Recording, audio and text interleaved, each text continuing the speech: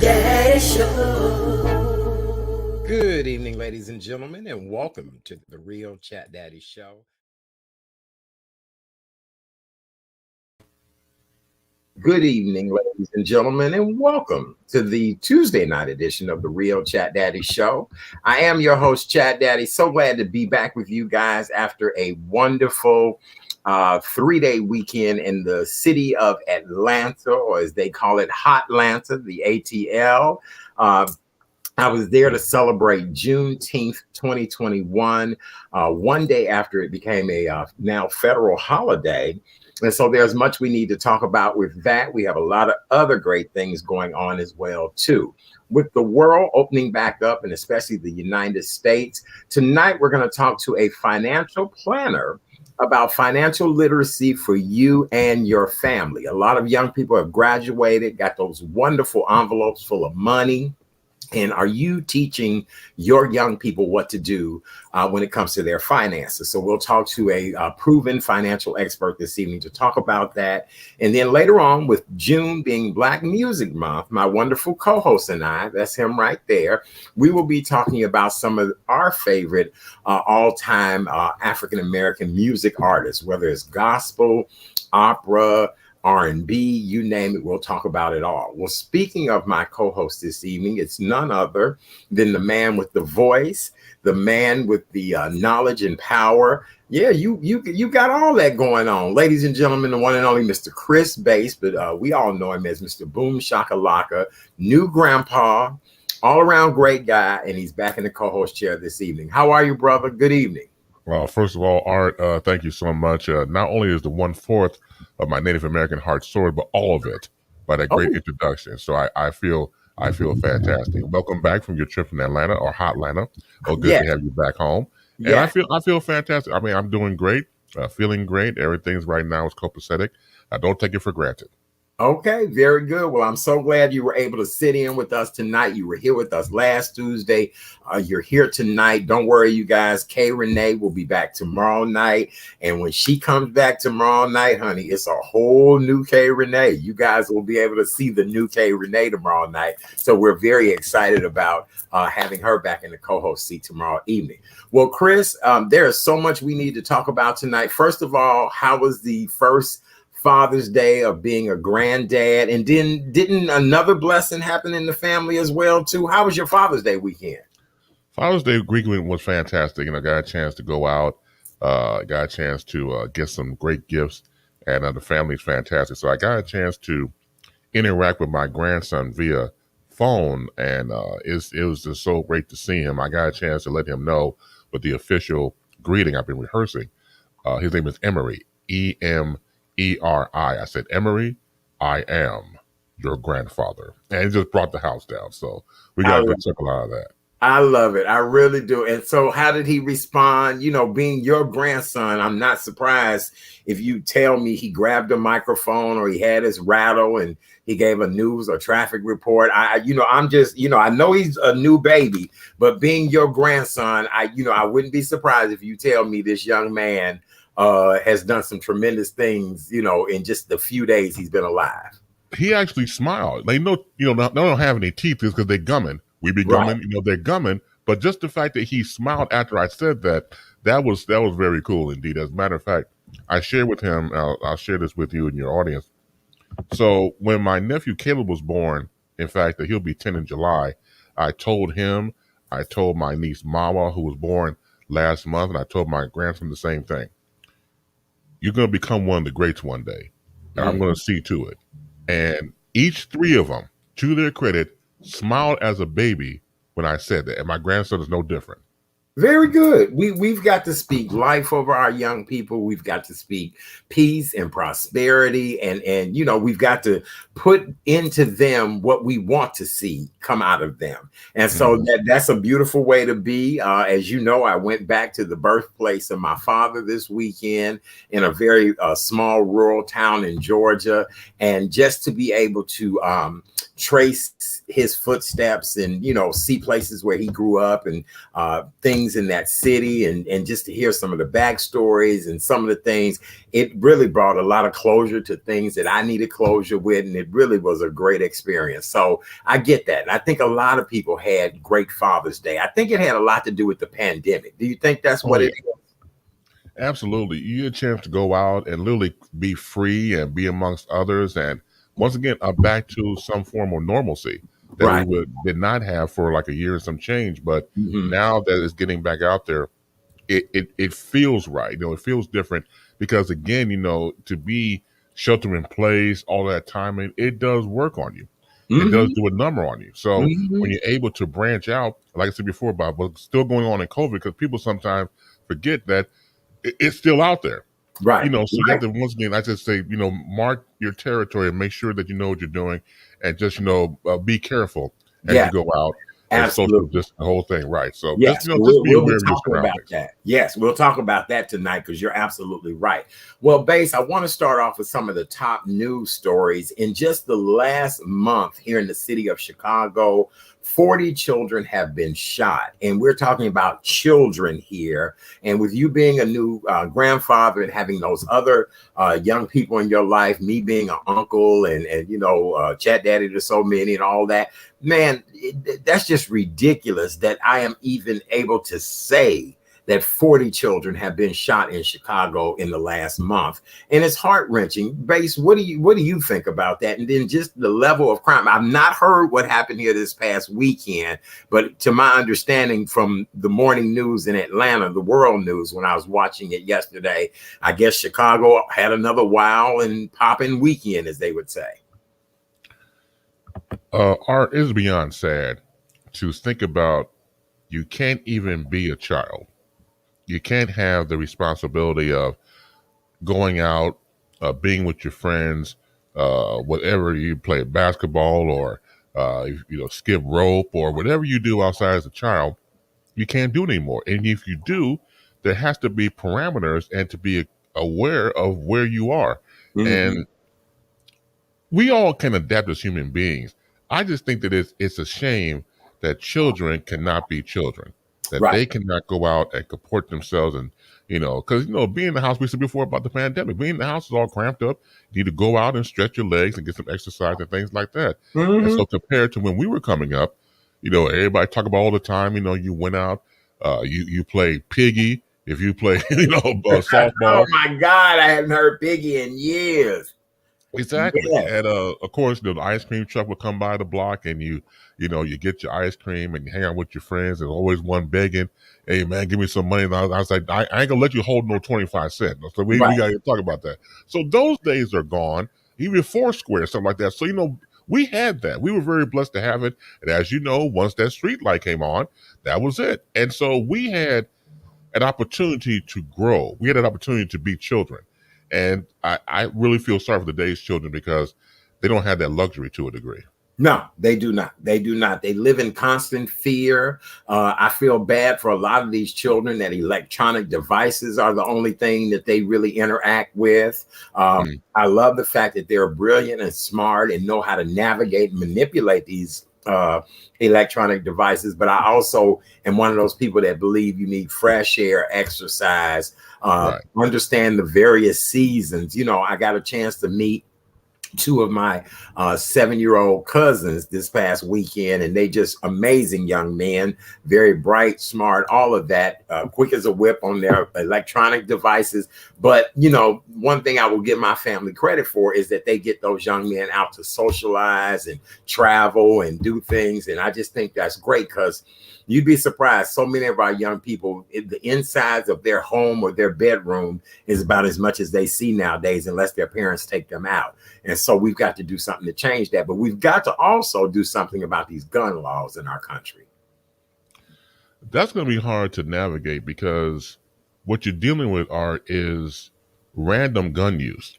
So it's not, I said before on this program and others before, it's not like you can go curtail crime at one area. It's scattered. It's the wild, wild west, literally. So you don't know who's packing.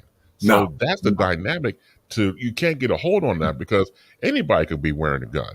So that's where it gets dicey at. I think the only thing we can do is, again, try to understand where we're living at. I have my man, Pastor Donovan Price, the street preacher you might see on the news. Yeah, Every now yeah. and again. So he's a regular of mine that comes on Baseline. I do the show at 4 o'clock on Fridays. He shows up at 5 o'clock.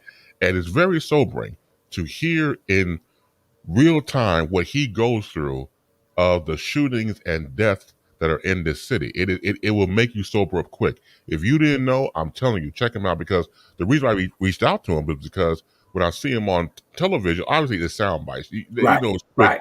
hit. Yes, But if I had him on the show to really lay out the details of what's happening out there, it gives you more of a broader perspective. So it's no joke out there. It really isn't. No, it's not. And here's the deal: it's just not here in Chicago. It's all over the country. As much as I love Atlanta, and unfortunately, all of the Juneteenth events I was invited to Saturday, it rained so bad in Atlanta on Saturday. It's all a result of the bad storm they had. And so Saturday in Atlanta was a complete washout on every level. I mean, it was just hours and hours of rain. And Sunday, I got a chance to get out and see Atlanta. Yesterday, I got a chance to get out and see Atlanta.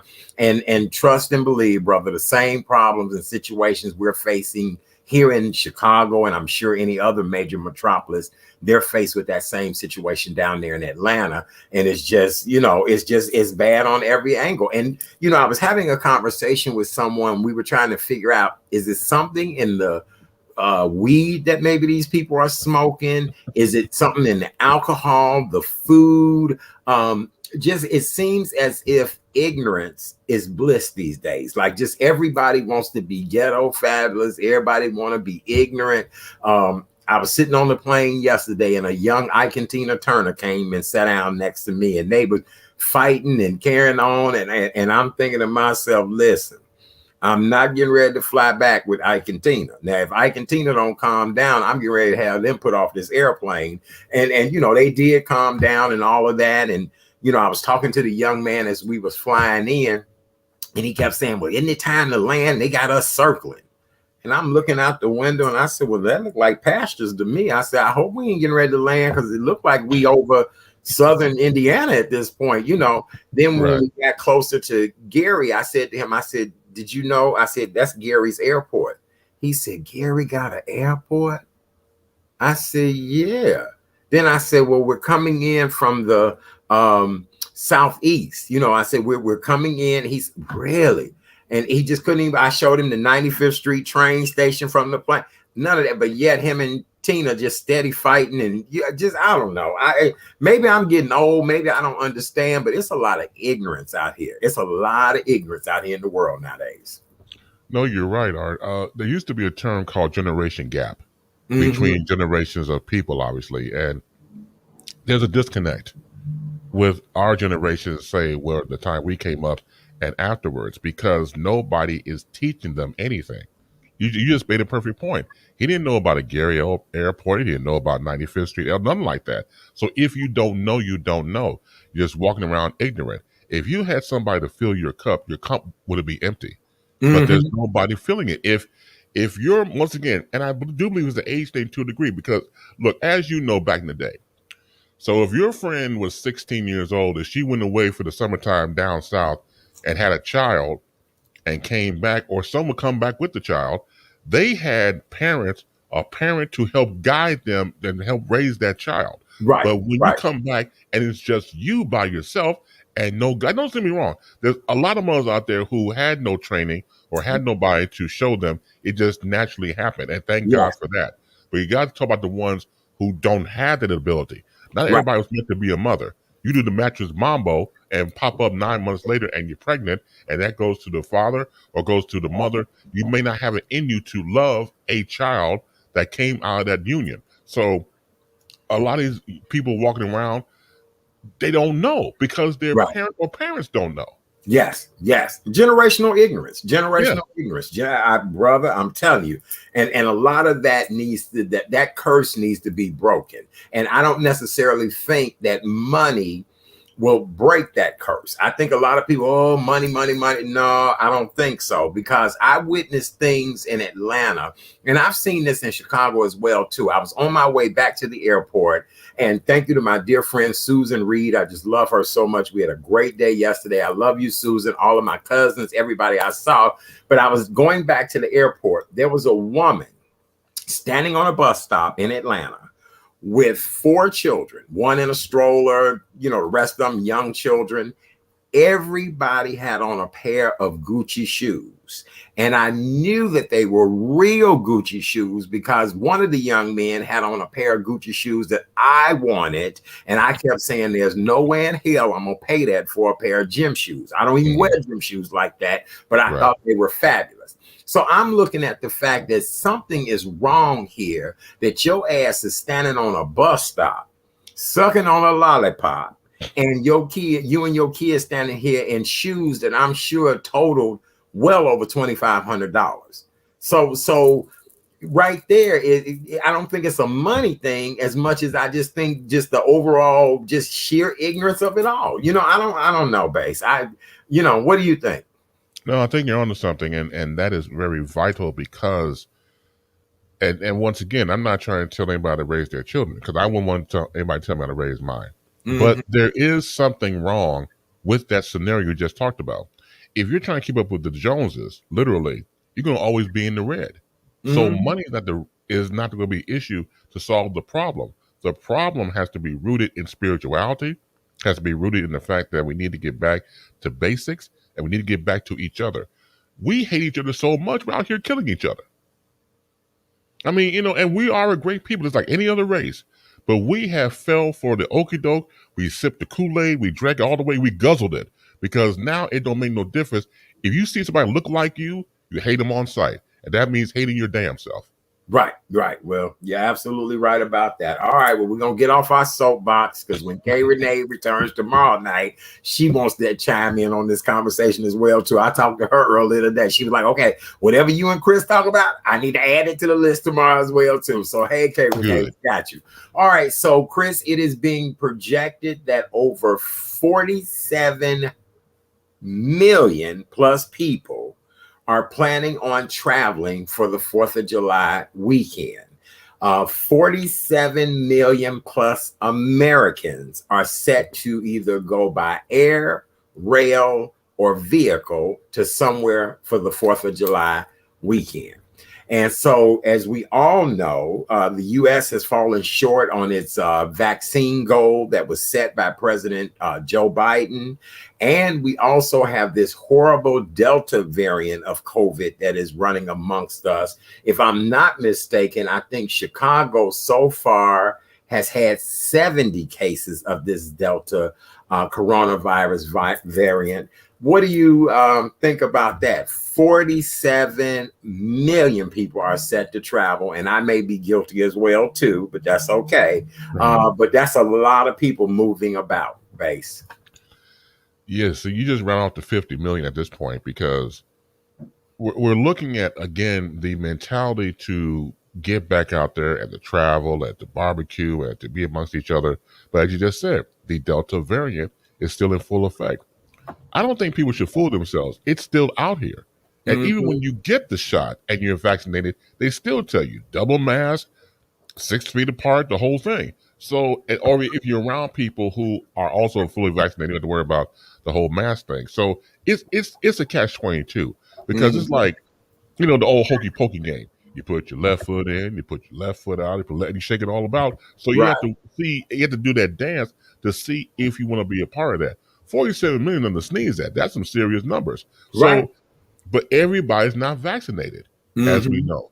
And I don't know. I'm not trying to be the Grim Reaper here, Art, but we might have to go back into shelter if people don't really take care and be responsible. Well, I've talked to several medical professionals who have said to me, this is not over.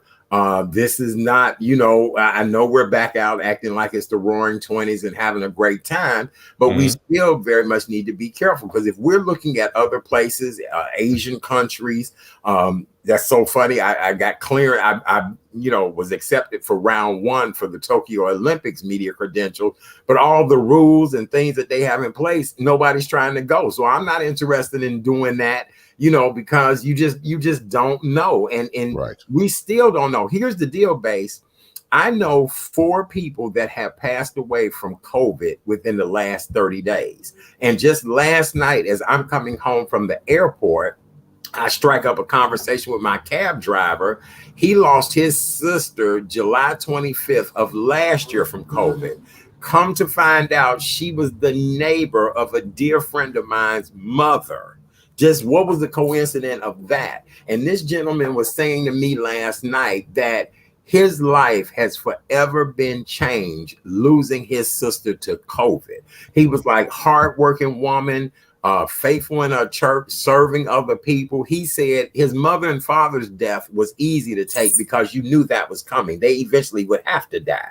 He said, but to lose his baby sister to COVID is something that he still is coming to grips with. And to tell you, you could tell he got so emotional as we were riding here to the house that really when he went to let me out, that gentleman and I talked for an additional 10 minutes just, about that situation. And really, I exchanged numbers with him and everything because I'm going to do more stories on people who, were resilient and during this time and people that have lost loved ones and how COVID has really affected them, I just found out, Art, that last week, some good friends of mine and obviously myself lost a good friend we knew in high school.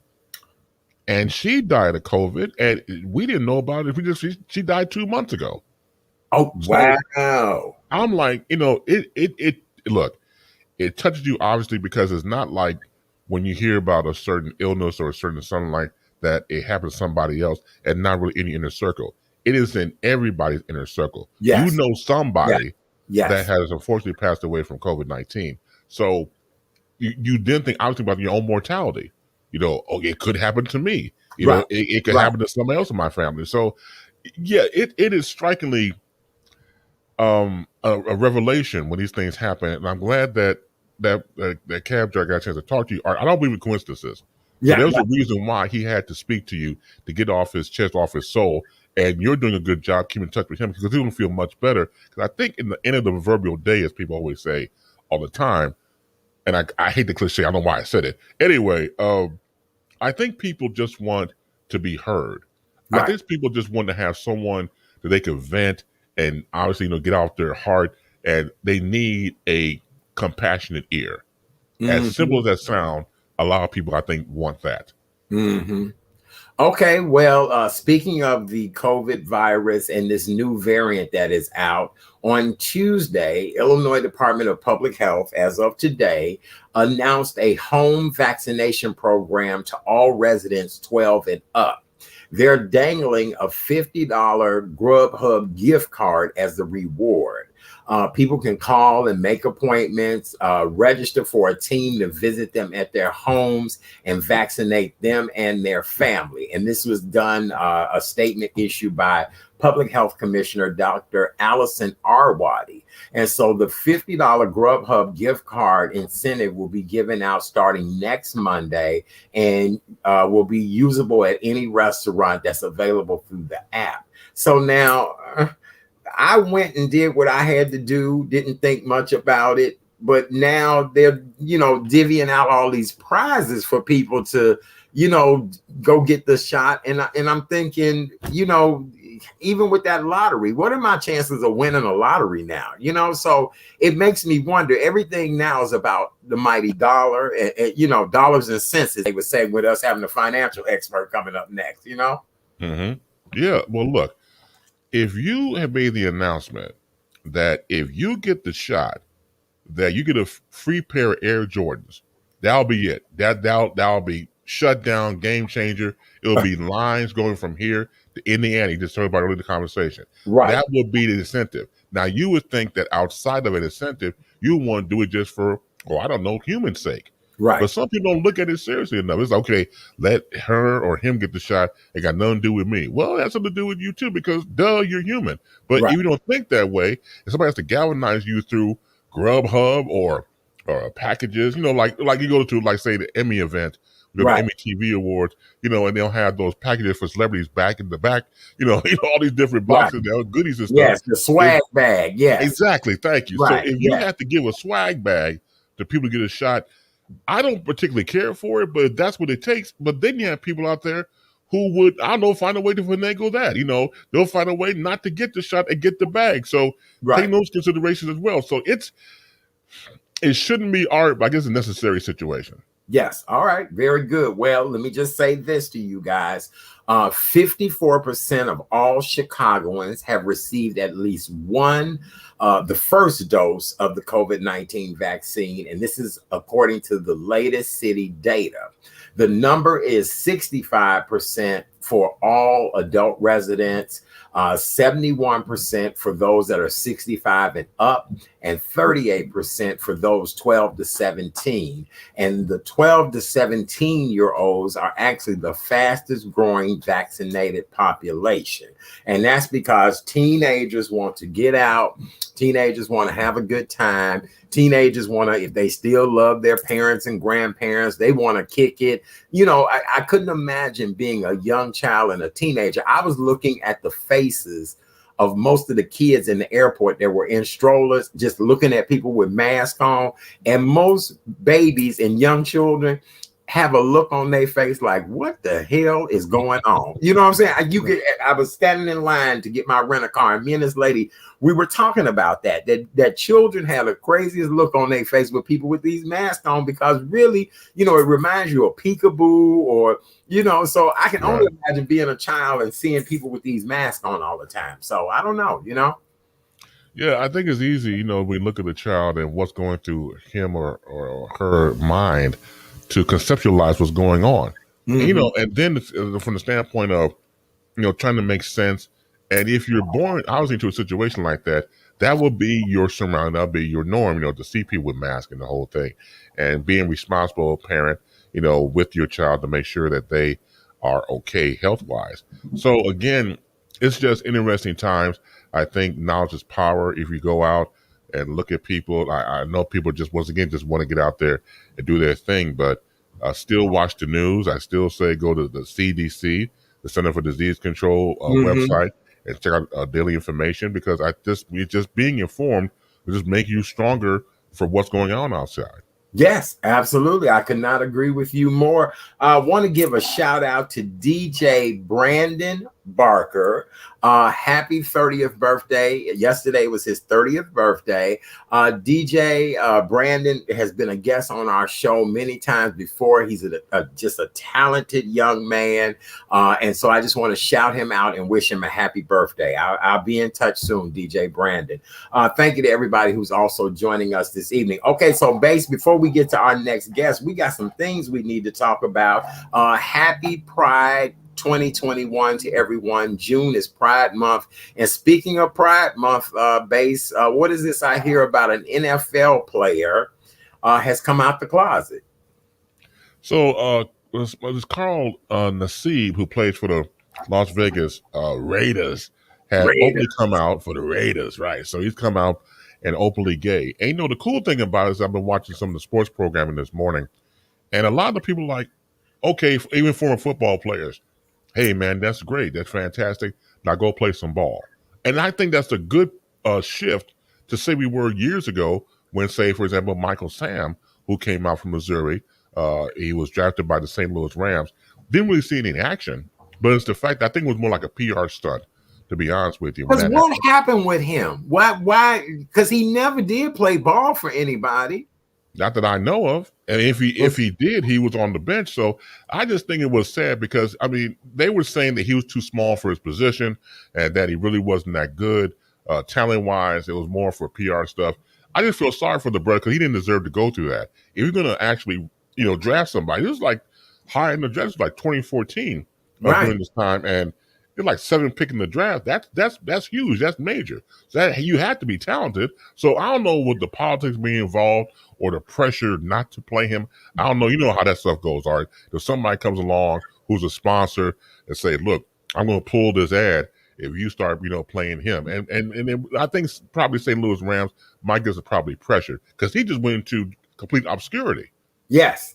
We look. We haven't seen anymore, heard anymore. The one thing I had said about that, because that's when I was on radio, is that a lot of times people come out during Pride, big name people, so that they can be grand marshals, so that they can get that prominence and acceptance from the LGBTQ community. And the one thing that I give this young man, he didn't do it at the beginning of June. I'm kind of wondering why he did choose this weekend to do it. It is Pride Month, that type of thing. And I love the fact that he said he did not do it for the attention, but of course he's the talk of the town right now. Right. But there's a difference between a white man telling the world he's gay and a black man telling the world he's gay. Keep that in mind and always know that there's the difference. Now, in my case, it'd be just my luck. I end up with the black dude that didn't get nothing out the situation.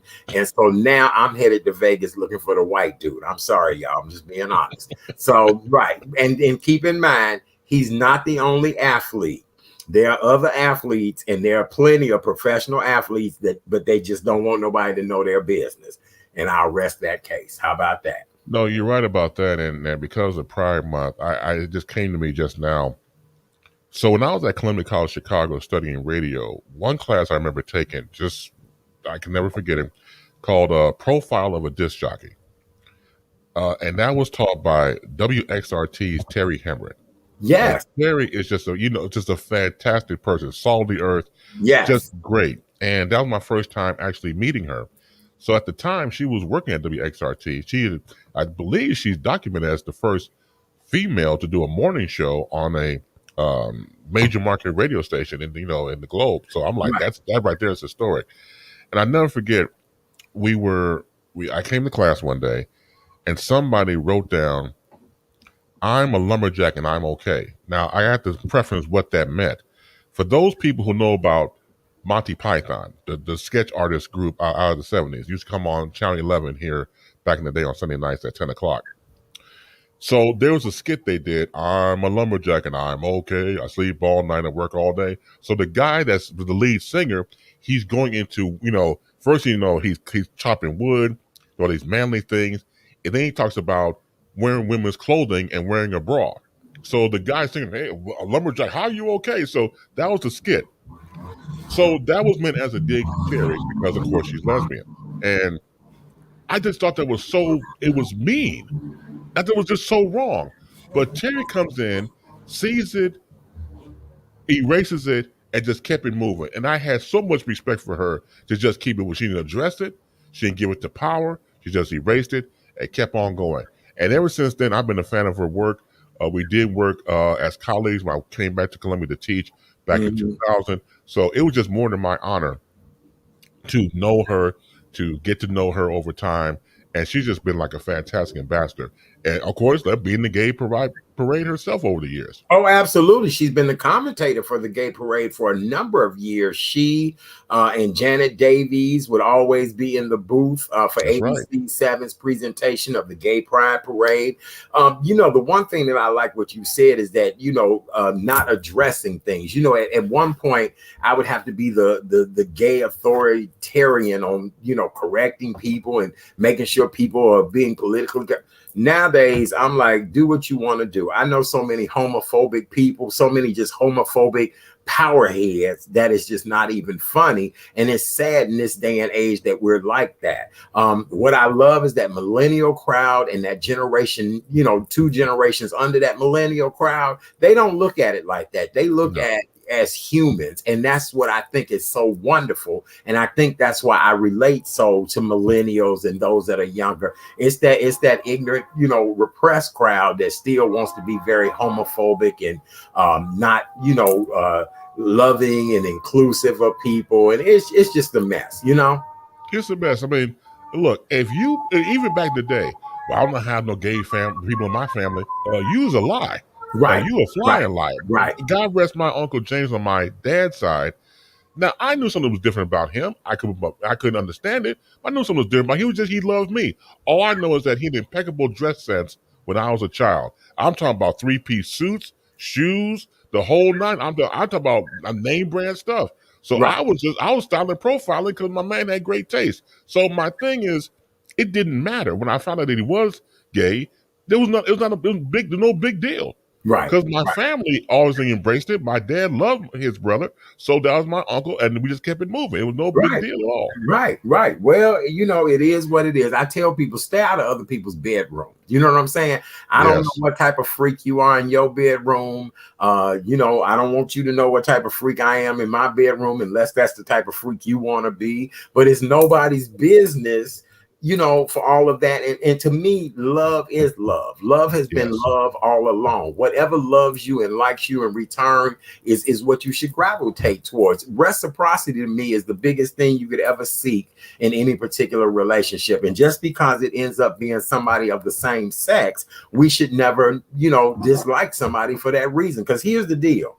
You never know who's signing your paycheck. Well, and you never know who might be employing you next. Preach. So be careful. Be very careful. All right. So now let's talk about Miss Trackstar phenomenon. What is her name? The young lady that over the weekend we did. I actually for a moment there had to look twice, but I now found out that she is really a female. Sha'Carri Richardson. She wants the world to know that she is that girl, and we want to give a major shout out to her. Sha'Carri recently, with her colorful hair, her mink lashes, her nose ring, and her long multicolored nails, track star, she will be going to the upcoming Tokyo Olympics with a time of 10.86 seconds. The 21-year-old athlete won the women's 100-meter race on the U.S. track and field trials, and now she's headed to the Olympics. And I'm not going to lie. When was that? Was it Saturday when that was going on, the run? Or was it Sunday? Huh? I think it was Saturday. Saturday, because I think I was at my hotel, and when I saw her, I said, oh, is this and I had to catch myself there for a minute. I'm never trying to be discriminatory, you guys. Right. I do belong to the LGBTQ plus, but I had to look a minute and figure it out. And I said, oh no, that's a female. It is really a female. And then after she won the race, when she ran up in the stands and kissed her grandmother, and then to find out that her mother had just died, her biological mother. So, I'm really proud of her in many different ways. But, a lot of people want to compare her to FloJo. Right. But I don't know. A brilliant, talented young lady. I'm not taking that away from her. But then I guess FloJo had her look back then as well, too. I think people are looking at the time period in which FloJo was in. Women with long hair, long nails, but it had to be elegant. Nowadays, it's all about the big eyelashes, the exaggerated hair. And so, it's just things that we have to look at. And, so what do you think about the whole thing? Because I know you also thought it might have been a mix of something else too, didn't you? You're right. I had to take off my glasses. I had to do one of these numbers to see if this person was, female or transgender or anything else. Like you said, I had to take a double take. And then, when I got a chance to see her around and everything else, that it's funny because in the article says she say being I want to be known as that girl. I was like, look, I'm just glad you're a girl. I was glad because I was going to these question marks in my mind. But once again, congratulations to her. I'm sure she's going to blow it up, get over to Tokyo and just knock out the park and be a fantastic superstar when that happens. But like you, I had to do a double take just to reconfirm. And once again, it didn't make me no difference. Right. I want to make sure who that person is. That's all.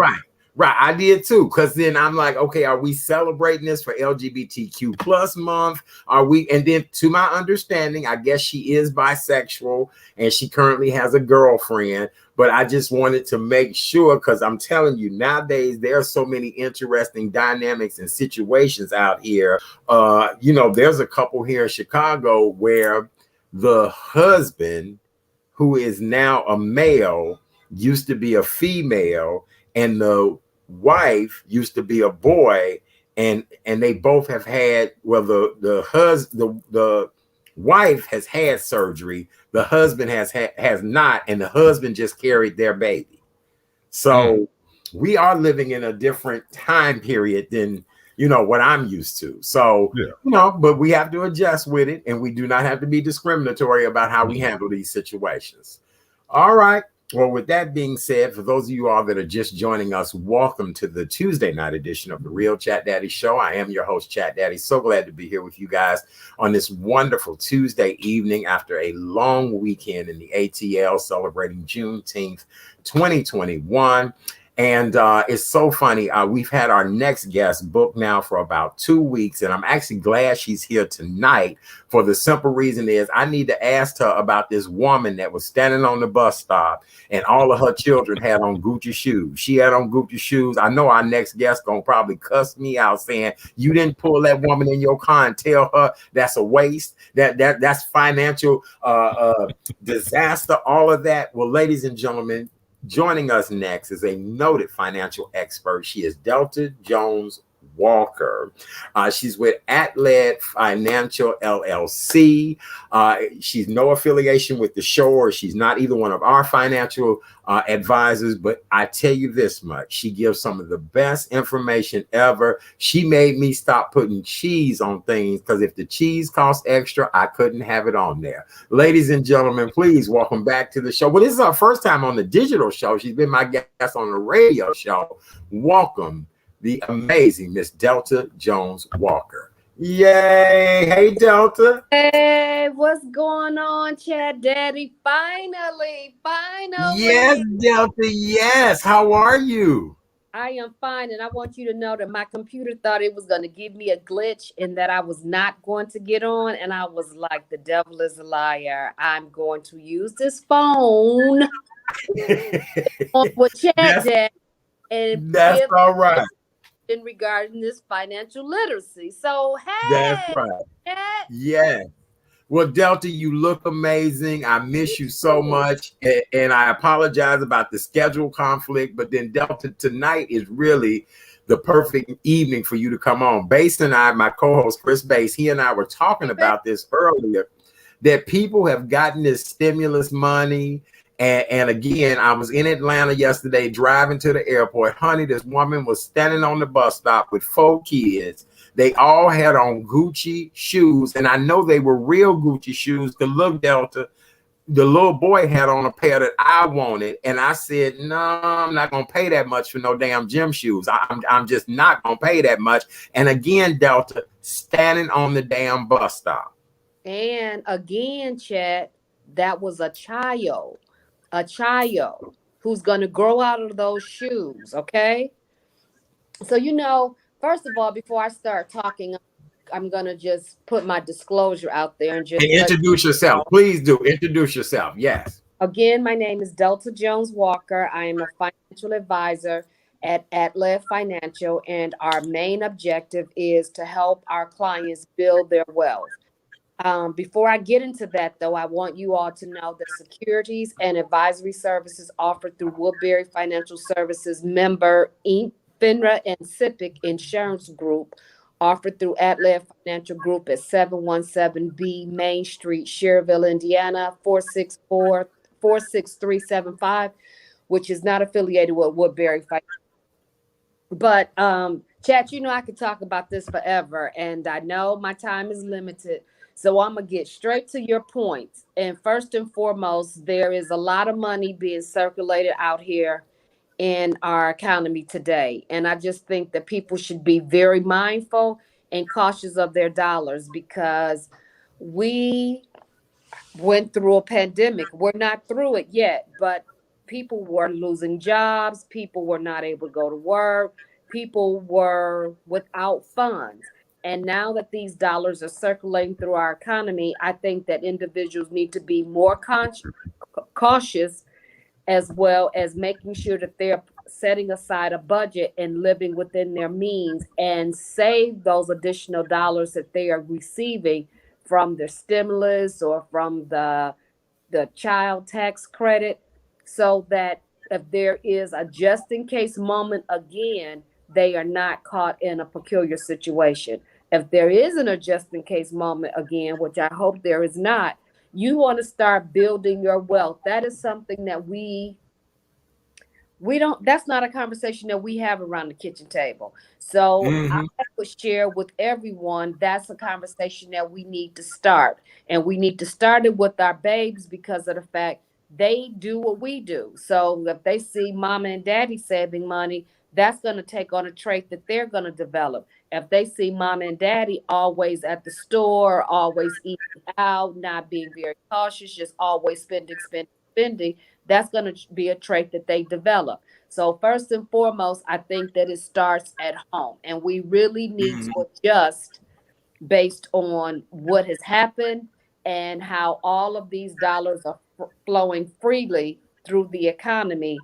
Don't think that this is something that's going to happen forever for the rest of our lives. This is a short stench.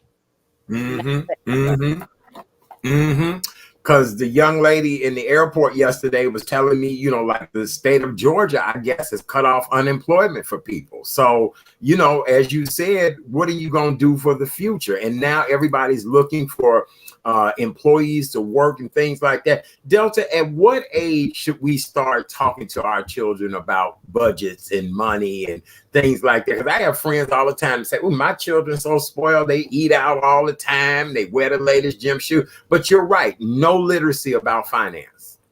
I would say you should start teaching your kids about financial literacy at a very early age. How early? I would say 2, 3, 4. As soon as they understand what you're talking about, you're taking them to the store, whether it's to get some ice cream, whether it's to get a Happy Meal, whatever it is, you let them see this is how much this is costing. This is how much we're paying for it. Okay, we got some change back. That change is going in your bank. And as you continue to have the conversation with the child, they will understand, okay, I got my life. I need to put money in my piggy bank. I can treat myself, but I still need to put money in my piggy bank. So I was young. Yep. You know, the one thing that I learned a few years ago is that I had a gallon wine jug, you know, one of those glass gallon wine jugs. And whenever I take change out of my pocket, I separate the quarters, put them in one thing, but I put all my loose change in that gallon wine jug. And believe it or not, I had a rough period, needed some money, went to, you know, that machine that counted for you. And even though they take a percentage of it or whatever, I ended up having over $250 in loose change in that jar. And that right there taught me to continue to keep that jar going, because that actually can be your rainy day money if you need it. And, you know, I tell people all the time that they need to look at it from the standpoint that if you made $100 this week, if you say, I cannot afford to save $10, can you afford to save $5? If you say, I can afford to save $5, then make it your business to save at bare minimum $1, at least $2, and just get yourself in the habit, because it becomes systematic. And so now when you get ready to go spend, you say to yourself, do I really need to get that entire meal, or should I just get segments of it? Do I need to get the fries, and do I need to get the sandwich and forego getting the drink and just drink a glass of water? It's just format how you format yourself in such a way that when you're going out spending dollars, that you become more conscious and you determine how much am I going to spend and how much am I going to save? Because that's the big. Are you paying yourself? You're paying you're not paying yourself. Okay, very good. We do have a question from an audience member. The question is, savings bonds, are they good to buy? Should people buy savings bonds? I would recommend that if you are very conscious and conservative about the market, because you don't understand it, you don't have the right person to explain it to or talk the language that you feel most comfortable, something is better than nothing. But just know that by buying a savings bond, that bond is going to be tied up for a period of time. You can go in and get a portion of what the value of the bond But if you're looking to go in and say you bought a $25 bond and you're going to cash it in because you're a little tight on cash and you're looking for $50 because that's the mark on the bond. Well, if you just bought this bond a year ago and here we are a year and a half later and you're looking to think you're going to get $50 from that bond, that's not the case. So you Right. need It to is know not the mature. maturity level of that particular bond. If you say, well, no, I need something that's going to mature a little sooner than that length of time, then maybe you want to look at a CD. But in reality, I would always recommend to an individual that they need to sit with a financial advisor, because a lot of individuals say that they don't feel comfortable with the market, and they don't feel comfortable with the market because they have not been taught to understand the market. And I'm not Right. trying to, belittle anyone. That's not the case. I'm sharing information because individuals need to get themselves at a comfort level that they feel comfortable talking about the market because of the fact that they understand it. And it's not going to happen overnight. It's a process. That's why I recommend everyone to get themselves a financial advisor so they can help them build their wealth. Very good. Delta, I want to talk about the young people that are getting ready to go off to college. I've had several friends of mine tell me that their young people didn't even realize. They thought that when they rented an apartment, toilet paper, paper towel came with the apartment, all that. And I looked and I said, ooh, I think y'all think that's cute. And I think that's ignorant. You know, doggone well. But a lot of these young people, when they get out of their parents' home, they don't realize that, you know, when you move into these beautiful places, you've got to do an upkeep. You've got to buy things. So what advice would you give to these young people that are getting ready to go off to college? First, that is sad. Honey, I've heard it several times. If that child feels that way and they have been in the house with you for 18 years plus, and they have seen you go to the grocery store every 2 weeks, they have seen you go to your Costco, Walmart, Sam's Club, or wherever you go, and they have seen you go punch a clock, or they have seen you doing your work online, and that was not something that was instilled or taught to them, there was some parenting issues right there. That's the first thing. The second thing is, I would say, I guess we can start by doing financial management or financial literacy 101 for the young adult. And there's some 101 financial literacy programs out there. You can go online, or you can, the best, because, you know, they're online kids and they love going online. So just Google financial literacy for a young adult or financial literacy for a child going off to college. And they're going to give steps on things that you should take. First of all, stay within your means. If you're getting credit cards when you go to college, do not run them up. Charge only what you can afford. So there are many little steps that they can take, and it's user friendly. So it's not like, oh my God, I got to read this novel to find out about my financial affairs. No, that is not the case. There are steps that a young adult, high school grad can follow that can help them get in line with their financial business. Yes, very good. Base, anything you want to ask our financial expert? Look, I'm around here collecting change off the floor now so I can take to Delta so she can make my quarter turn into a lot of quarters. Base, you want to say something to her? Oh, absolutely. Delta, how you doing? I'm fine, sir. How about yourself? I am great. Thank you. I appreciate that. So, you know, I'm listening to the conversation, obviously, and I have to agree with you wholeheartedly about teaching children while they're young about financial responsibility. Case in point, my sister and my brother-in-law are teaching my nephew Caleb. They gave him a debit card. Okay. So now, because the debit card chooses responsibility when he spends, goes to the stores, and plus they control the money that he can spend. So he knows off the bat, okay, I can spend 10 here or 15 there. If I do some dry begging, I might get 20. So then, you know, when that starts to happen, it just shows you again how much you can get when you're a child when you go on and shop and be financially responsible. I think it's a wonderful thing. Yes. And once again, I always say that you need to train your child up. And these new technology points that we have between Zelle, um, there's so many online money apps that you can use. Mm-hmm. And I think that we need to teach our children because they are not familiar with the $20 bill. I mean, they know $20. Oh yeah, mom just Zelle me $20. But having the physical $20 bill, that's like a rarity. So if you give them that, they're like, okay, so how do I put this in my debit card? That right there is a teaching moment. We go to the bank, we make a deposit. This is how you fill out your deposit slip.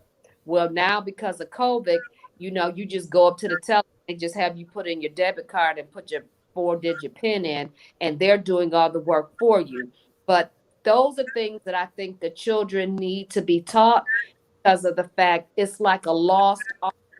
And if they don't know it as they continue to get older and people are talking about this, or even if they revert back to it, they Right. will be clueless because of the fact it was never something that was taught or instilled within them.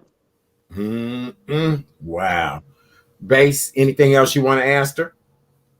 Well, going back to history, like with my parents, my mom and dad, back in the day, we had First National Bank. Okay. They gave out these individual banks, like a little iron bank with a combination lock on it. And Oh, you had the combination lock and you put your money in there. So you put it through the slot on top of the bank. And then you flipped it over to its actual port. It had a little tumbler of numbers that you create your own, a tumbler to get it right. And so again, I'm doing that like 6, 7, 8 years old during this time. So again, it goes back to somebody teaching you about being fiscally responsible. So that way you can manage your money at a young age. I think you're absolutely correct. Getting them young, they'll absorb it. It becomes a everyday thing. It becomes like just like putting on your shoes. Mm-hmm. when kids receive allowances, you say to them, you're not going to get all of that allowance. I know you have earned it, but you need to save some of the money that you have earned. That is not something that has been taught to our children. So when you're talking about saving money, they're looking at you kind of, what? You told me to work.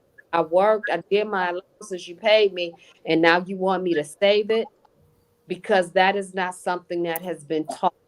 And I just go back to, I had the opportunity to teach a financial literacy a few years ago for a group of kids that were between the ages of 11 and 13 years of age. And I was kind of blown away with the things that they just did not know, even down to how to fill out a deposit slip. And a lot of the kids said, I've never gone in a bank. We always go to the courtesy exchange. And no knock, but the point that I bring to this conversation is if you taking your child to the currency exchange, the child should know how to complete the document, where the name goes, Right. Right. dollar amount goes, how to sign the form, how to complete the document. And none of them, I did a fake, I made up a deposit slip, and none of the kids could fill out the deposit slip. Oh, I believe that. I worked with a group of young people and none of them could fill out an envelope. They didn't even know how to address a letter to somebody. Wow. So I do believe that. I know that's true. And now you talking about something financial. Oh my God, you're right. Because they used to putting a 4 PIN code in, getting the money or bada boom, bada bing. So wow. Well, Delta, in closing, what do you most want people to know? I also have your email here so that everybody's able to email you if they need to get in touch with you more. Go ahead with your closing thoughts tonight. My closing thoughts are, we have a lot of teens that have graduated. So congratulations to the graduates, the graduate class of 2021. But I would like for them to take on this new challenge that they are doing, which is going on to college as a job for real, a job to make sure that they get good grades and they do it in 4 years. And also a job to see what monies are available. There's a lot of free money out there. and it's a job. You got to look every day. The scholarships, there's so many scholarships that go unclaimed because of the fact kids don't look.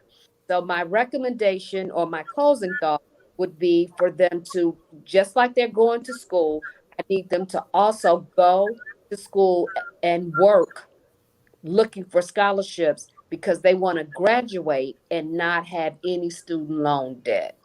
And Mhm. you know, my toll-free number, chat, for anyone that would like to reach out to me is 1-800 Mhm. 631 4866. Again, Okay, wait, hold on. Let me put it up here. You know, we can do that on this show. So 800, 631 631, 4866. 4866. All right, hold on one second. If you guys want to reach financial guru Delta Jones Walker, the number is 800 631 4866, or as the late great Isabel Joseph Johnson used to say, 800 631 4866. Again, that's 800 631 4866. Yes, ma'am. Absolutely. Well, Chad, I thank you again for having me. And Mr. I'm sorry, what is your name, sir? Chris. That's all right. Chris Bass. Okay. Chris, it was a pleasure joining you on your show tonight. And thank you. Chad, just let me know when you need me to come back. I'm there for you. We need to get on the financial literacy kick to make sure that we're sharing knowledge with everyone. Because like I said, it's a lot of money that's circulating within the economy. And we just want to do the right thing because we've got the opportunity with the money coming in to make a change financially. Yes, we do. I couldn't agree with you more. And instead of buying them 4 babies some Gucci shoes, lady, you could have bought a car for them babies to get around in. I just couldn't even believe it. I just could not believe it. Right. I'd be at the bus stop. That's right. You should not be at the bus stop sucking on a lollipop with $2,500 worth of gym shoes on. I just can't get with it. Well, Delta, I love you. You do a great job as always. Thank you. Look forward to having you back again. And Delta, I promise you, I don't ask for extra cheese if it costs these days. I don't. You taught me a lesson years ago. I keep it simple. All right. Well, I see when you said Delta, I was a little short, but I had some funds set aside. So, you know, we done talked about a few things and you've taken me up on them. That's right, Delta. That's right. Look, I'm faithful to that job now. Look, I got back today. I was dumping all my bags out. I said, separate them quarters, put them here, separate this, put that other change in there. And if that rainy day come, baby, I bet you I'll crack that jar open, but I don't touch it. I want it to fill all the way back up because I was very impressed with the amount of money that was in that jar. All right, then. All right. Thank you, Delta. Have a beautiful night and stay safe. Happy holiday. Happy 4th of July. Well, Juneteenth and 4th of July. You as well. Happy Thank holiday. you. All right. Take care. Delta Jones Walker, you guys. @Led Financial LLC. We just love and adore her. See you later, dear. Bye. All right. For those of you all that are just joining us, welcome to the Tuesday night edition of the Real Chat Daddy Show. I am your host, Chat Daddy. Hopefully you guys enjoyed all that great financial advice with Delta Jones Walker. She did a great job. If you guys need to reach her, the number is again 800 631 4866, 800 631 4866, or you can reach her at DJ Walker at @ledfinancial.com. All right, my co-host this evening is the amazing Mr. Chris Bass, better known as Boom Shakalaka, newly minted grandpa, all around great guy. And boy, Bass, that was interesting. You got some money saved up, Bass. Are you such a millionaire? So you probably could have gave financial advice tonight too, huh? Don't tell that lie. Don't put it out there, doctor. No, I'll have relatives come out the grave. Oh, he got money now. No, I don't want that. I don't want that smoke. Right. It was so funny. A lady I was talking to in the airport, I guess, is related to a famous rapper who happened to be on the plane she was flying in on. And she was like, he and his wife was trying to be incognito. Negro. Well, did I say Negro? Well, that too. Negro, right. Right. And she was like, I'm actually his second cousin. She said, but they was trying not to be seen. And when the plane landed, they went down the jet bridge steps. They didn't come through the airport like everybody else. And she said, I just knew he would look over and see me, but he didn't. And, it's just amazing how money changes people. And you're absolutely right. She said, I guess he thought I was going to ask them for something. She said, but look, I was sitting in first class just like he was, and I could afford first class just like he could. And I didn't say not one word to him. He didn't say one word to me. And I think that's so sad. You know what I'm saying? That we've gotten like that with people. But you're right. People will come out the woodwork when they think you got some money. Oh, yeah, because you got it. They want some too. I mean, look, I don't mind if I have it, as they say back then, I'll put some love in your hand. I don't mind doing that. But if I got it, you got it. If I don't have it, you ain't getting nothing. I'm sorry, and don't bug me with it because, we probably experience this too. I didn't get it a lot. But when you run into relatives who find out what you do, and they don't know the game. Oh, look at the big time radio celebrity. No. Right. It's not like that at all. So, right. I mean, don't get me wrong. I would love the financial rewards that should have happened over years, but it was not my call. But other people have, because the business that we're in, it's very sexy. It's very alluring, and money and power comes along with it. Now, some people have ascended to that. I speak for myself. I've tried, but I never got there. So I was just like trying to rob Peter to pay Paul like anybody else. And, all my jobs were radio related. I taught. I also did some work, some consulting work. In fact, I had 3 part-time jobs at one time. I was working at WLS, WVON, and I was at KKC as their news director. So I'm trying to hustle like anybody else. So once that reality sets in, dude, let me borrow $5 from you. Right. No, you're absolutely right. And people would be surprised. The entertainment business is a lot of smoke and mirrors, and you have to make it look good. You have to do what's necessary. And I just know as I continue on this journey base, I have no more time or energy for foolishness, phoniness, any of this. Right. But I want to continue on this road that I'm on, but I now want to do it in my own terms, in my own narrative, and create different products. And so I get that. I really do. And people think it's all about the money. It's you and I love what we do, and we hope that people compensate us fairly. But unfortunately, in this business, it's almost like they can get people a dime a dozen now. No, you're right. Because of the allure of it, once again, it's great, sexy. It's a sexy business. Who does not want to be sexy? But then it comes with a price. But then we talk to people and they like you. They want to get you on their team, something like that. Let's talk about money. Right. No, I ain't got time for well. And the fact that for your example, Art, it's your time. You're doing it your way. It just feels great. There's a load that's lift off your shoulders. You don't have to worry about the politics. It's you. You are the CEO. You are the president. You make this work. Yes, you got that right, brother. You do have that right. All right. Well, with that being said, coming up tomorrow night on the Wednesday night edition of the Real Chat Daddy Show, the phenomenal Miss K. Renee will be back in the co-host seat. We'll have much to talk about. K. Renee, the whole weekend was sending me, hey, did you see this? Did you see that? The one thing I love about her, she stay on top of current events.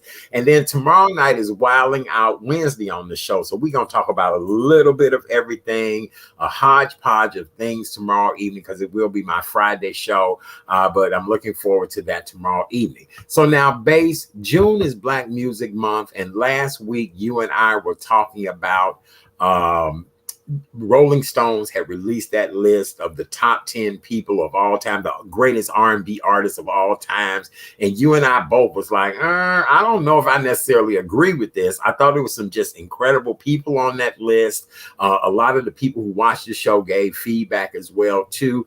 You can start off and then I can chime in, and because I always love when you present these lists. So go right ahead, sir. Oh, well, thank you. So out of the top 10 lists you were talking about last Tuesday, the Billboard, out of the 10, I got to see 1, 2, 3, 4 out of that. So it was Marvin Gaye, Stevie Wonder, Ray Charles, and Sam Cooke.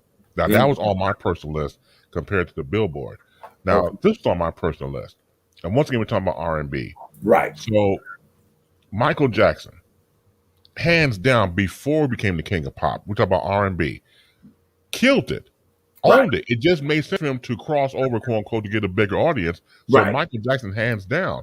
And once again, talking about influences, you know, when you look at his earlier work, when they auditioned him and his brother, the Jackson 5, back in the day, say for Motown, he's doing James Brown moves. Yes. He's looking at him as a template.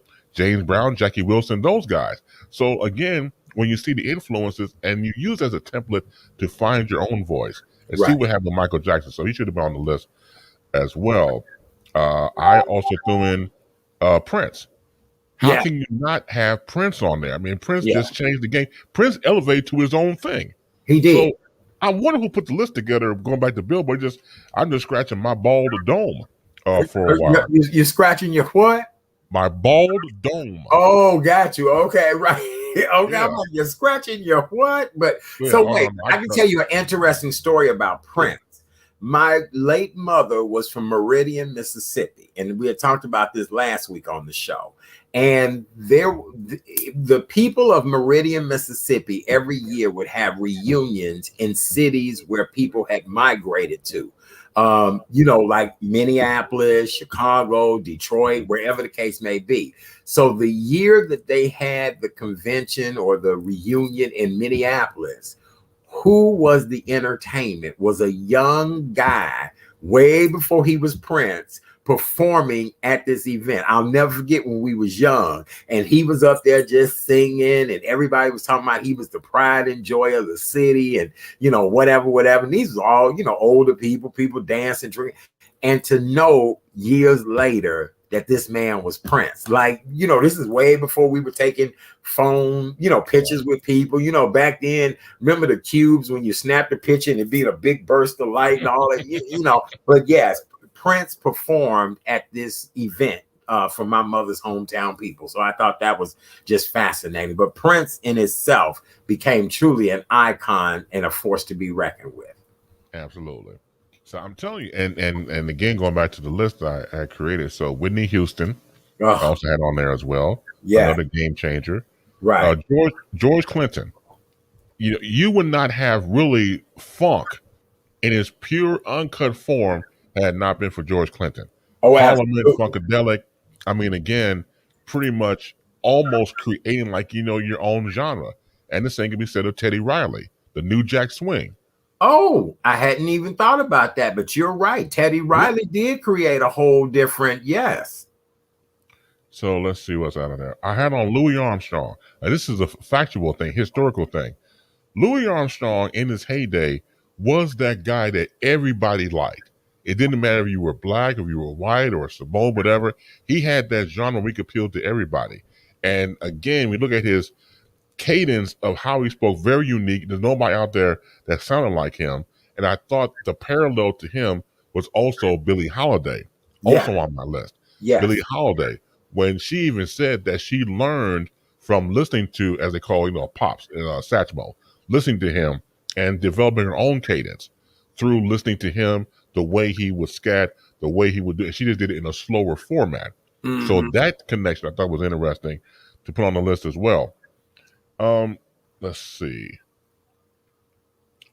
Thomas A. Dorsey. Oh, absolutely.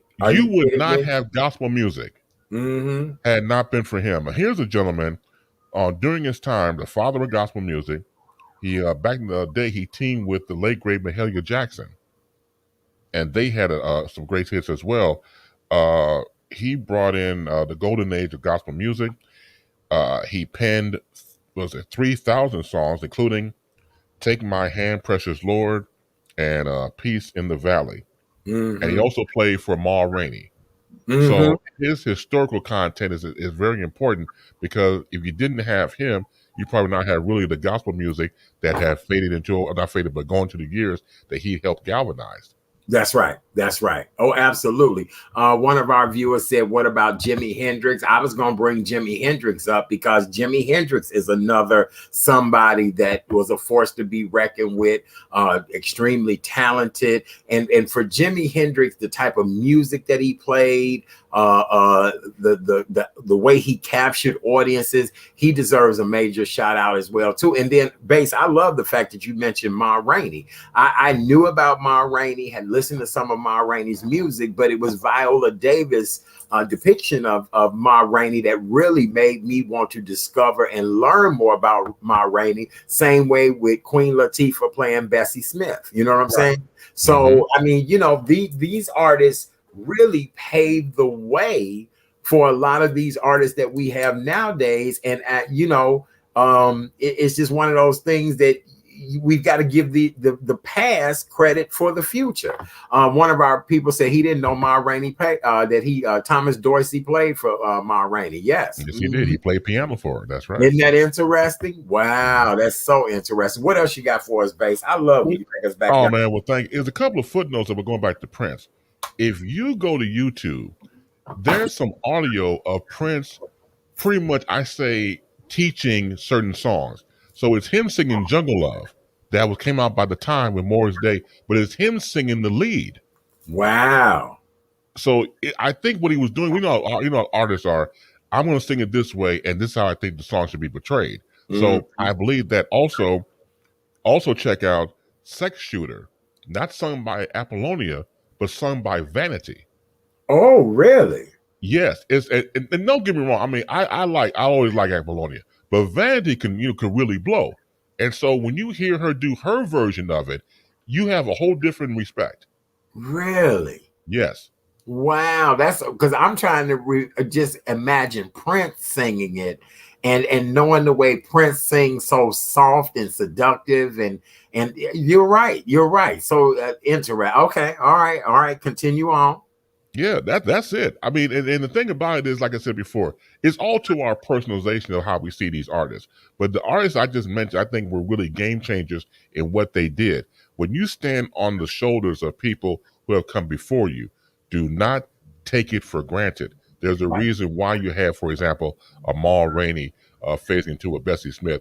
And she discovered Bessie Smith, as you know, and not as a big deal, but because we're in Pride Month, Bessie Smith, was bisexual, and Ma Rainey was lesbian. Right. So again, you got to figure you're already a black woman. You're already in an industry that, a lot of people don't want you to be there in the first place because of not only social, but, she's a woman. She can't do it out there doing it in 3D, and you have a sexual preference. So these things can be very intimidating to the average person.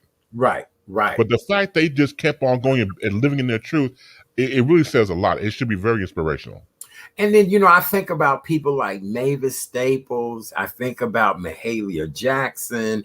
I think about, the late, great Teddy Pendergrass and how really, Teddy Pendergrass changed the game. I mean, it was about sex, romance, and persuasion, and just a lot of great. Natalie Cole, her father, Nat King Cole. Let me see, who else can I think of that I think have made tremendous impact? Minnie Riperton, Chicago's very own Minnie Riperton, was late. She was actually at one point married to Chicago's own George Daniels. Shout out to George Daniels. Bass, I got to talk a little bit about George Daniels. What kind of vampire blood does he drink? George Daniels kicks it brother. I can't kick it like that no more. George Daniels, I got to give him credit. He on his way to the BET Awards right now. Look, when you find out, let me know. I mean, we've been around Uncle George. I remember one time when I was working at VON and I was working with Cool Out on Cool Out Radio. He came in as a guest. It was good to see him again. Now I was like, he was smoking the weed, man. So I don't know if he smoked a bad bitch or whatever you want to call it, whatever strain he had. Man, it was strong on the brother. So, I mean, look, he's out there. I mean, he's doing, I don't know whatever secret of Fountain of Youth that he has, hey, man, he's drinking all of that, sir. Whatever vampire blood George Daniels is drinking, baby, he needs to put it on the market because George Daniels kicks it every night. And the thing is that I used to kick it like George Daniels would kick it. Hell, I used to kick it with George Daniels. Okay. I'm amazed that George Daniels, even during the pandemic, George Daniels was like, yo, I'm at so-and-so, so-and-so. And I'm like, George, how are you doing this? We love you, George Daniels. We really do. Oh, this is wonderful. What about all the Stax artists? Stax Records. Yeah. Yes, that's another thing. Let me see who all we would include in that. Al Green. Who else is with Stax? Was Barry White with Stax? I want to say Barry White. Also, oh man, it was a few of them because I remember they did a documentary about Stax Records. Because I love Barry White, I love Al Green, The Emotions, Chicago's very own The Emotions, Jerry Butler. We've got to give him a major shout out. Iceman Butler, right? Yes, right. Let's look at Lionel Richie and the Commodores. I need to know what Dragon's Blood is Lionel Richie drinking too, or is that all cosmetic surgery? But it's just amazing how these people have been tried and true. And then, of course, my fabulous Diana Ross. She just released a song. I was listening to that while I was driving this weekend. Thank You by Diana Ross. And the fact that she's 76 or 77 now and still going strong. Patti LaBelle, Luther. I mean, wow, the list goes on. Go back to Stack. I want to say Isaac Hayes. Isaac Hayes, that's who it was, not Barry White, but Isaac. How can I forget? I had a lovely tour of the Stax Museum, and matter of fact, Isaac Hayes' car was in there, his outfits, all of that. I'm going to Memphis to do one of my travel shows on Memphis, so that'll be happening soon as well too. All right, Bass, what else we need to cover, my friend? Oh, also shout out and congratulations to NBC's Lester Holt. Yes, for being inducted to the Broadcasting Hall of Fame. That's right. Congratulations to him. As you guys all know, Lester Holt was an anchor man here in Chicago for many years. His son is now an anchor man here in Chicago. He'll be on the news tonight at 10. But Lester Holt has been tried and true. And look, every evening I'm faithful to Lester Holt. I watch him every night because Lester Holt has always been the brother that, if he tells us the story, then there's some validity to that story. Well, back in the day when he was here in Chicago on Channel 2, my mom, when she was a principal at Wendell Lee Green School, 95th and Vincennes, she invited him to come speak. And, she still was, to this day, she talks about it, just a great speaker, very interactive with the children. This was the machismo, macho, mustache Lester Holt, not the one we got now. I love Lester. He should have kept his mustache. So that's all a personal thing with me. I know some of these networks, they tell you, you got to shave and keep your facial hair off. But when he had the mustache, Lester Holt, so he was doing that and made a great impact on the children at the time he was there. I thought it was an interesting note. When I used to watch him on MSNBC during the Desert Storm coverage, this is why I knew he was talented. As you know, Art, a lot, if not all, anchors have to go through watching, the teleprompter. Right. And sometimes the teleprompter is off. You kind of see if they can still maneuver without the teleprompter. Right. This dude, Lester Holt, went wall to wall, just him by himself. And I was told that there were a few times, the teleprompter was off. It just Lester go. He had the research, obviously. He's bringing in guests. He got charts in the background. And you could have swore that everything he was watching was teleprompter. No, that was just him off the dome. So for him to ascend to where he's at nightly news on NBC, that surprised me. As a matter of fact, him and Tamron Hall, when they worked at NBC, I believe had the same agent. So when they left Chicago, went to New York, I think the plan was to elevate them within the company. You saw what happened with Tamron Hall when the whole Megyn Kelly fiasco, when they brought her in and they bumped her and she shouldn't have got the position. But, she left. She's doing her own talk show now. She signed with William Morris when she left the agency, and she's doing quite well. So things happen for a reason. But I do believe, I have to take a guess, that the agency had these team plans for Lester Holt and Tamron Hall to advance at NBC.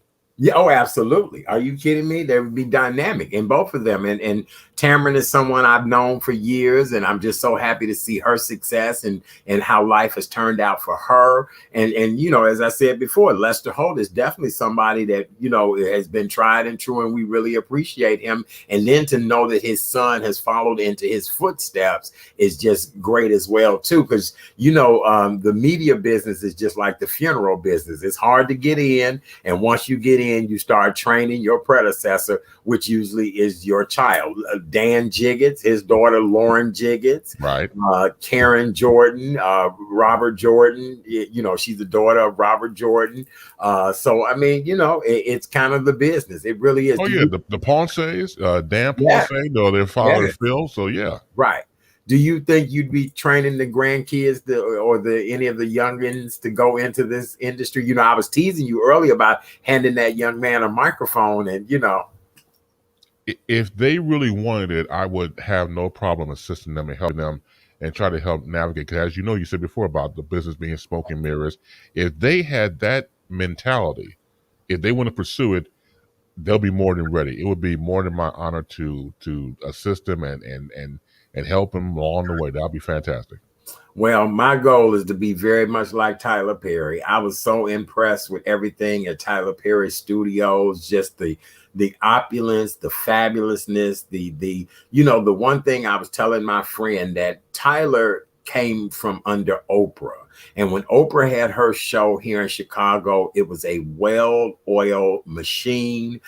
You very seldom heard Oprah's employees complain about anything. You know, I had friends that worked for her here. And yeah, you might be at work 12 hours a day, but guess what?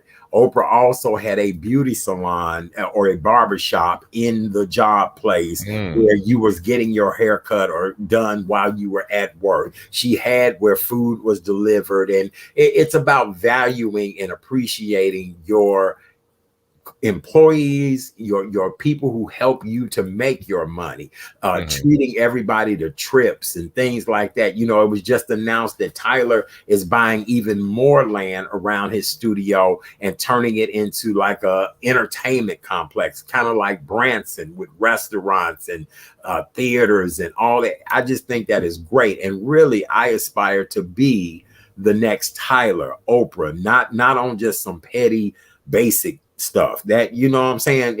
I know you have to crawl before you can walk, but my dream is to be so much greater than that, to be able to give your grandson his own show and pay him his worth, you know? So yeah, that's where I'd like to go with all of this. Well, you have some great mentors there in Tyler Perry and Oprah Winfrey. It doesn't get any better than that. I mean, they're the echelon at top of their careers. And I remember the thing about Terry, Tyler Perry. Tyler Perry, of course, as you know, unquote, on the Chitlin circuit, you know, doing his shows, the Medea shows and things like that. And it was interesting because back in the day, I don't know if people remember, there was a guy named Shelly Garrett's Beauty Shop. That's right. Which was pretty much the precursor to a Tyler Perry. That's right. Now, I don't know whatever reasons broke up of that, because I remember that was an ongoing stage play for years in Chicago and beyond. And then you phase into Tyler Perry, what he's done. Look, being a business person, you have to be really accurate. So why don't read articles about Tyler Perry, for example? So if a movie company says, okay, we're going to do your next Medea movie, here's the budget, here's the time you had to record, film the movie in 6 months, he would do it in 3. So look how much money you're saving the movie house just by cutting everything in half. And that was his thing. You get it done half the time, you save the money. So all that money he was assessing and massing up partly was due to that. You still got quality work, you got box office receipts, and you did it in half the time. Right. And the one thing that we've got to give Tyler Perry credit for, you know, they continue to work during this pandemic. They did everything that was necessary. They had everybody tested, brought them in, put them in a camp, put them in Ziploc bags, you know, whatever they needed to do to keep these people safe so that he can continue to keep making programming.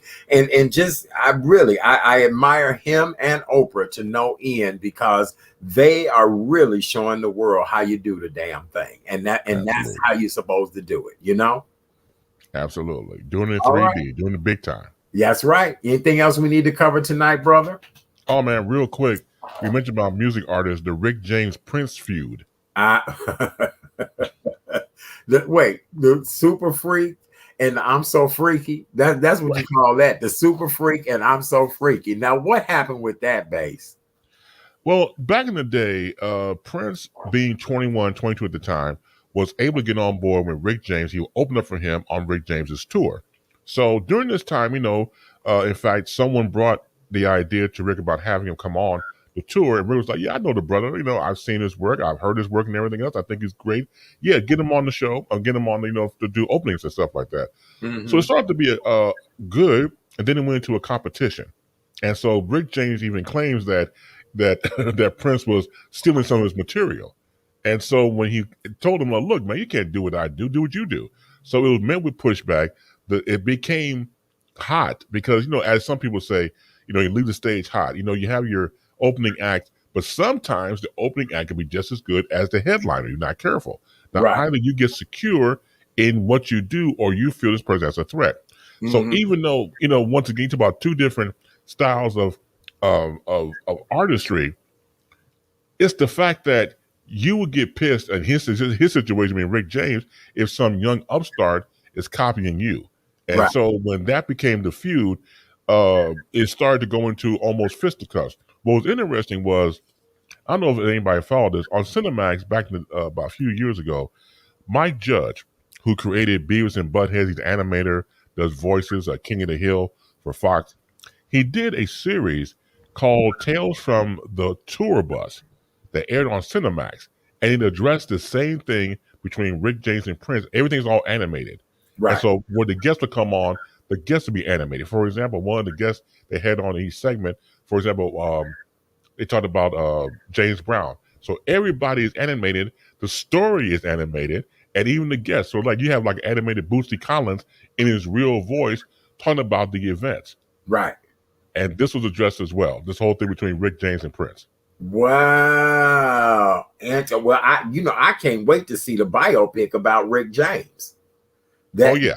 Yeah, that ought to be interesting to say the least to begin with. No, I didn't know that. That's so interesting that both Rick James and Prince would become his big star. But I guess in this bit, there's a lot of animosity in the entertainment business. You know what I'm saying? Yes. Yeah. And you and I were talking about that earlier today, like how we don't let animosity get in the way of trying to create great product. Well, I believe that, and we're secure in what we do. We're not anti. We're just pro when it comes to us. We're focusing on what we have to accomplish. For example, I mean, I look at you like I gotta keep up with that dude. You know what I'm saying? I gotta keep up with you, brother. I mean, that's the way I feel. Exactly. So when I see your shows, your interviews, I'm like, man, I got to keep up with. He keeps me to keep my game tight. So it's a great, I wouldn't say rivalry, but embracement, because what you do is fantastic. All the years you've been doing it, and to date, and like I go back to what I said, what I tell people, you come in conversation. So when I would be in the studio with you, and that liner said, Chad Daddy, he knows everybody. Well, that's true. You know everybody. And literally, that's not just a liner, Doc. That's the truth. So when I heard him, like, it took on a whole new definition, because it happens to be, it's not just smoke and mirrors. That right there, brother, is the truth. And that's why you are the real Chat Daddy. The real Chat Daddy. I am. I really, really am. Oh, I appreciate that, Bass. I really, really do. We had a couple of questions from our audience. Ronald wanted to know, do we know if they made Mahalia Jackson's home a landmark status? Her home is actually here in the Chatham neighborhood of Chicago. I don't know. Do you know that? I've heard stories. I don't know if it's been confirmed actually as a landmark, but it really should. I mean, it should be a given.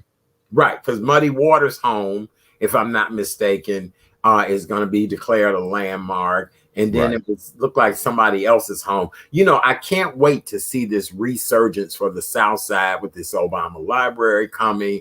Hopefully this will increase property value. I can't wait to see some regentrification over here on the South Side. Shout out to Aldi's Supermarket. Aldi's closed down the store at 67th and Cottage Grove and did a complete overhaul of the store, and I had been waiting patiently for the store to reopen, and I said when I got back home I would go get a few items from the store just to check it out. That store was amazing today. That store is really probably the crowning jewel of the South Side right now, and no pun intended when I say jewel. It is just a beautiful store, and here's the deal. They didn't redo that store for the current neighborhood. They redid that store for the future neighborhood. You're absolutely correct. My sister Tiffany, well, she shops period. She shops, but she has her own. She should be her own product at this point. But she always get good stuff. So we had talked about you. I thought it was with you and my sister about Aldi's. Man, she went a little grocery shopping for us about a few weeks ago and brought back. I don't like salsa like that. I like salsa, but I won't fell in love with the salsa. It's Signature. that came from Aldi's. It was a 4-pepper salsa. And again, look, you can dip anything in that and really be satisfied. I was doing the chip and dip thing. I'm watching this Kim's Convenience, and airs on Netflix. I've been binge watching that. Man, I was going to town. But it's great. They have great products. People, I think, now are coming around to know about Aldi's. But for a year, people were sleeping on Aldi's for a long time. Well, look, brother, my late mother was always a shopper. And we were in the restaurant and food business for many, many years. And I'll never forget that the first Aldi's we ever went to was way, way out on 79th in like LaGrange Road in this little mall. And when we first went in there, everything was stacked up on the floor. You know, when Aldi's first opened, it was an indication or a sign of you know, getting things for cheap. Your family may have been struggling. Well, my mother went to all those type of places to look for things. And back then, canned goods was 25 cents a can, whatever. To know that Aldi's, and here's what a lot of people don't understand. Being a former flight attendant, in Germany, Aldi's is their Mariano's or their Jewel. So in Germany, Aldi's is huge. That's their major grocery store. So that's why they feature so many German products, foreign products, their wines, everything is just amazing. And now Aldi's has positioned themselves to be a major competitor in the grocery business. And you're paying a fraction of the cost. Today, when I was in there, they now have put the wines across from the protein. And a lady today said, "They crazy. Who the hell would put the wine across from the meats and stuff?"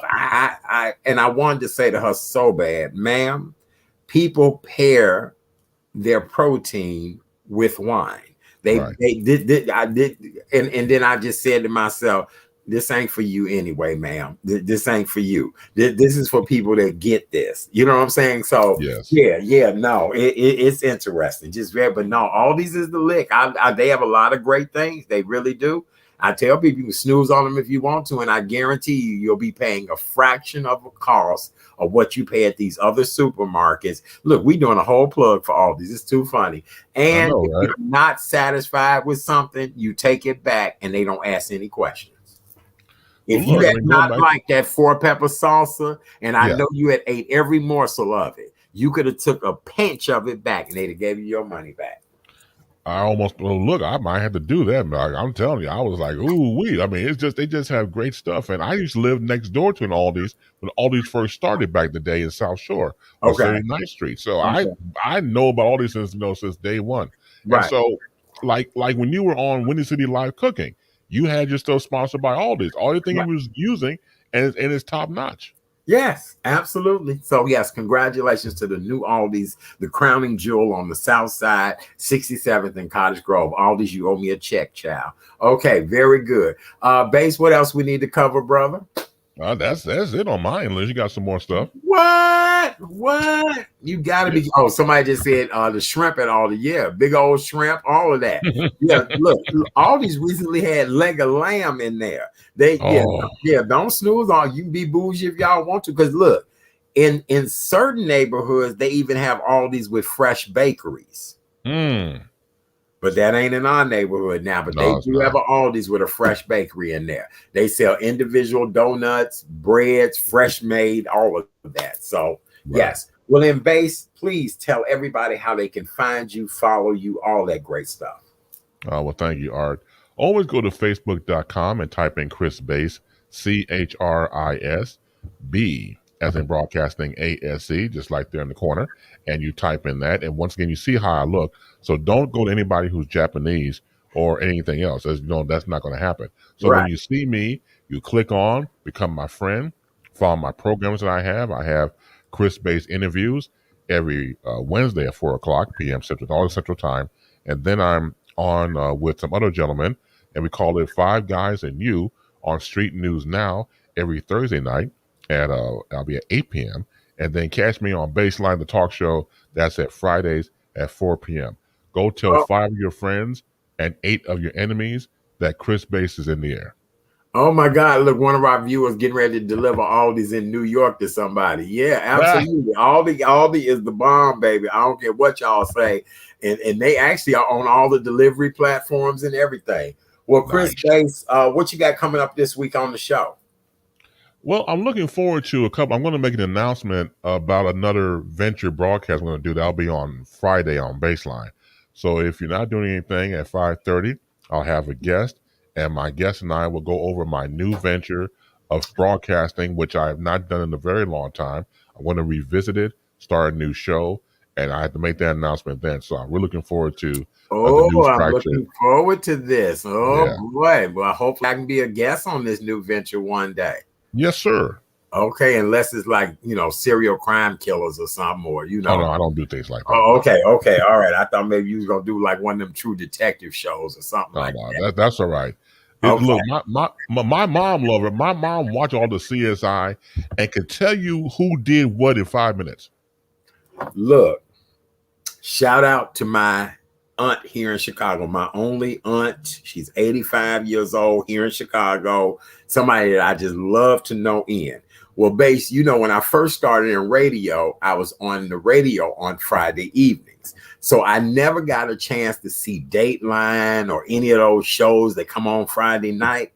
Mm-hmm. When I switched over to Monday through Thursday, I actually had a chance to start watching those Friday night shows. Fell madly in love with them, brought up a lot of memories of things that I went through, all of that kind of stuff. And believe it or not, my aunt to this very day helped me to figure out something based off of her love for those type of shows. That's the same way, like she'll watch Barnaby Jones or one of them shows reruns, and she act like she never Columbo, all of that. She'll act like she's never seen the episode before, right? But my aunt can figure out some stuff, and just like your mother, it's amazing. Like really, they should have been detectives. You know what I'm saying?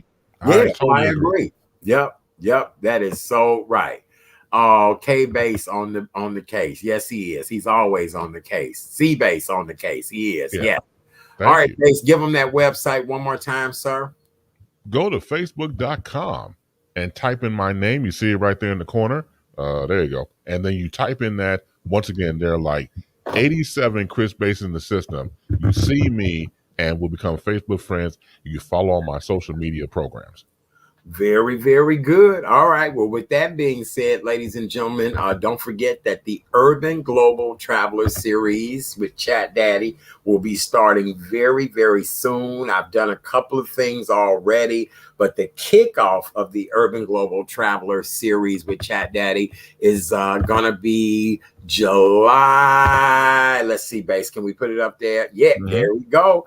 The Real Chat Daddy Show will be broadcasting live from Hawaii, July 12th through the 14th. July 12th through the 14th, the Real Chat Daddy Show will be broadcasting live from Hawaii. Same time, 7 p.m. Central, 8 p.m. Eastern, 5 p.m. Pacific. And who knows what time it'll be in Hawaii when I do this show. But we will be coming to you live 3 nights from Hawaii. Okay, so make sure you guys set your calendars, do everything that's necessary so that you're able to join us when we broadcast live from Hawaii.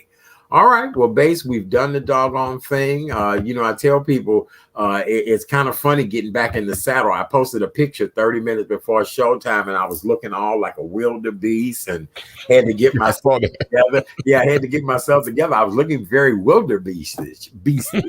I gotta steal that one. Okay, wildebeest. Very wildebeestish. Yes. Right. Ish. But now I'm great. You made me feel good. This has been a great show tonight. I appreciate you guys so much. As you guys all know, we are a health and wellness show, even though they're not reporting the COVID numbers per se every day now. I guess the governor has decided not to keep reporting it. We want to remind everyone to please continue to wear your mask. Places that are asking you to wear your mask, we ask that you do so. My mask tonight is representing pride. Chris Bass got on a nice black mask to match his shirt. Looks great. We also want to remind everyone to please wash your hands, sanitize. I am the king of sanitizing and cleaning. Oh, you got the big bottle, brother. Man, I had a bottle sitting out like that one day. and my friend came over, and I had a hand sanitizer that was a little more silky. It was a high end, and he thought it was lube, and he was like, I was like, no, that's hand sanitizer, you fool. That's hand sanitizer. It was made with gin. He comes to my, why is this in the living room? Why, and you got it in a sanitizer bottle, because it is sanitizer, fool. Right. So, yeah, right. Trying to Jezebel me in my own house. I want you to. And it's not Jiffy Lube either. Yeah, no, right. This ain't Jiffy Lube. This ain't Right. what the hell is you doing? This ain't no damn Jiffy Lube. Yeah. Right. Yes. All right. Well, ladies and gentlemen, we want to thank you guys so much for joining us tonight. We really do appreciate each and every one of you that tune in. Don't forget, for encore performances of the show, you can always go to YouTube or Facebook. It's The Real Chat Daddy Show on YouTube, right there along the bottom of the screen. Please go subscribe to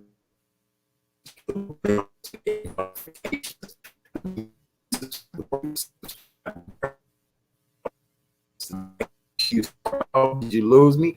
Make sure you support my good friend, Mr. Chris Bass, and all of his endeavors. Can you hear me, Bass? Yes. Oh, you can. Okay. Very good. Very good, Papa San. Thank you so very much. Thank you, guys. Have a beautiful night. We really do appreciate you. We'll be back tomorrow night at 7 p.m. Kay Renee will be back in the co-host seat. Bass, I appreciate you so much. I'm looking forward to our get-together this week. And I'll talk to you later, you guys. Have a wonderful night. On behalf of Chris Bass and yours truly, Art Chat Daddy Sims, we love you. We're out of here and out.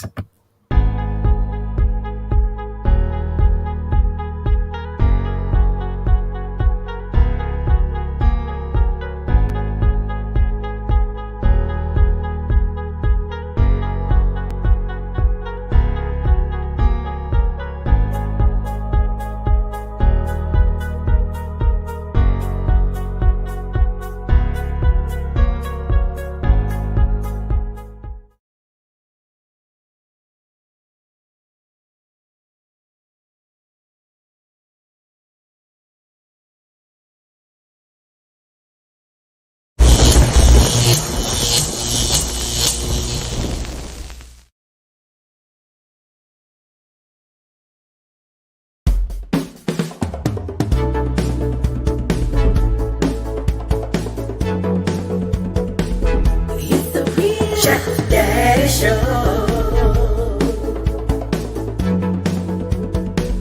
It's the Real Chat Daddy Show. It's the Real Chat Daddy Show. Good evening, ladies.